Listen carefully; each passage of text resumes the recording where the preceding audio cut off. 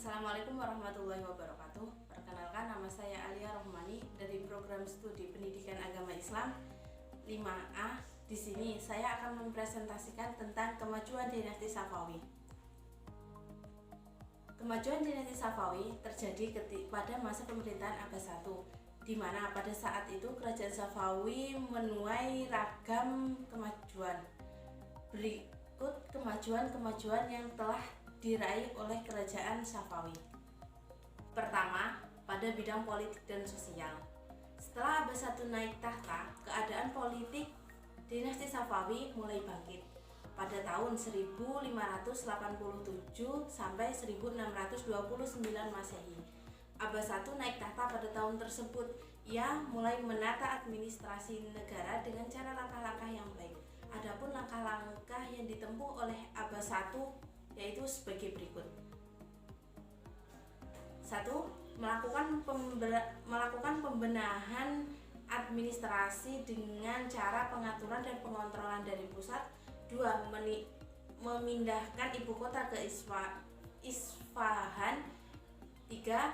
Berusaha menghilangkan dominasi pasukan Hizbullah di atas kerajaan Safawi dengan cara membentuk pasukan baru yang anggotanya terdiri dari bangsa Georgia, Armenia, dan Circassia yang telah ada sejak Raja Tahmasp I. 4. Mengadakan perjanjian damai dengan kerajaan Turki Utsmani. 5. Berjanji tidak akan menghina 3 khalifah pada khutbah Jumat. Reformasi politik yang telah dilakukan oleh Abbas I bisa membuat kerajaan Safawi kembali kuat. Abbas I mulai memusatkan perhatiannya guna merebut kembali wilayah-wilayah kekuasaannya yang hilang. Sebelum abad ke-17, kerajaan Safawi dan kerajaan Turki Utsmani saling bermusuhan dan Safawi banyak mengalami kekalahan. Akan tetapi, setelah Abbas I naik tahta, kerajaan Safawi berhasil merebut kembali wilayah kekuasaan kerajaan Turki Utsmani sehingga menuai kemenangan. Yang kedua, pada bidang keagamaan. Pada masa Abbas I, kebijakan keagamaan tidak lagi seperti masa khalifah-khalifah sebelumnya yang senantiasa memaksa agar dia menjadi agama negara, melainkan ia menanamkan sikap toleransi.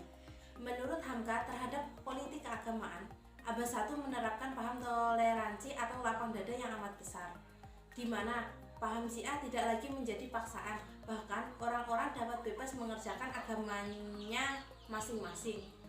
Bukan hanya itu, para pendeta Nasrani juga dipersilahkan mengembangkan ajaran agama secara leluasa, sebab telah banyak bangsa Armenia yang menjadi penduduk di setiap kota Isfahan. Yang ketiga, pada bidang ekonomi. Stabilitas politik kerajaan Safawiyah pada masa Abbas I telah memacu perkembangan perekonomiannya, terutama setelah Pulau Hormuz dikuasai dan pelabuhan Gumruk diubah menjadi Bandar Abbas. Dengan dikuasainya bandar ini, maka salah satu jalur dagang antara negara timur dan negara barat yang biasa diperebutkan oleh Belanda, Inggris, dan Perancis akhirnya menjadi milik kerajaan Safawi. Selain sektor perdagangan, kerajaan Safawi juga mengalami kemajuan di sektor pertanian, khususnya di daerah Bulan Sabir yang menjadi subur.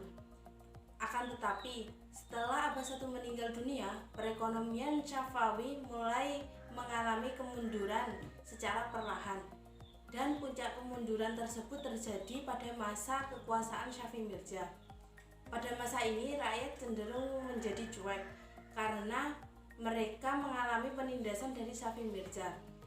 Meskipun begitu, banyak saudagar bangsa asing berdiam di Iran sekaligus mengendalikan ekonomi. Yang keempat, pada bidang ilmu pengetahuan. Dalam sejarah Islam, Persia dikenal sebagai bangsa berperadaban tinggi dan berjasa dalam mengembangkan ilmu pengetahuan. Maka dari itu, tidaklah mengherankan jika pada masa kerajaan Safawi, terutama pada masa Abbas I, tradisi keilmuan terus berkembang.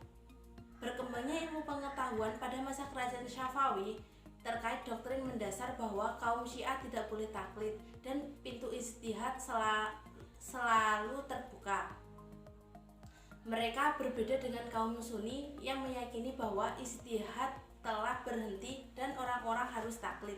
Sedangkan kaum Syiah tetap berpendirian bahwa mujtahid tidak terputus selamanya. Yang kelima ialah pada bidang seni. Ibu kota Syafawi adalah kota yang sangat indah. Abbas melakukan pembangunan besar-besaran terhadap ibu kota Isfahan. Pada saat Abbas meninggal, terdapat 162 masjid, 48 perguruan tinggi, 1082 losmen yang luas untuk penginapan tamu, dan 237 unit pemandian umum.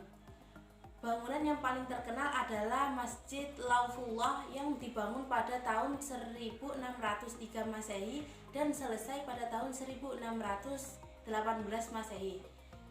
Bangunan ini merupakan oratorium yang disediakan sebagai tempat peribadatan pribadi Abbas. Pada sisi bagian selatan terdapat Masjid Kerajaan yang mulai dibangun pada tahun 1611 dan selesai pada tahun 1629 Masehi. Pada sisi bagian barat berdiri Istana Ali Kapu yang merupakan gedung pusat pemerintahan. Pada sisi bagian utara terdiri bangunan monumental yang menjadi simbol bagi gerbang menuju bazar kerajaan dan sejumlah pertokoan, tempat pemandian, masjid, dan perguruan.